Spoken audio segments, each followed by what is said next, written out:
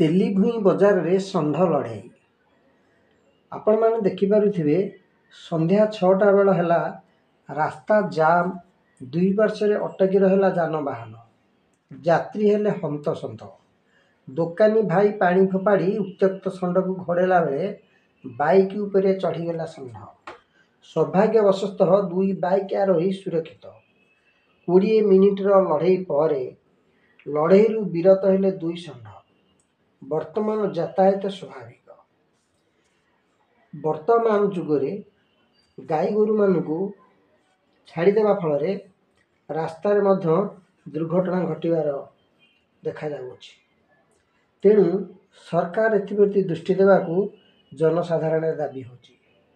ରାସୋଳରୁ ଉଲ୍ଲାସ ବାରିକଙ୍କ report, Odisha news.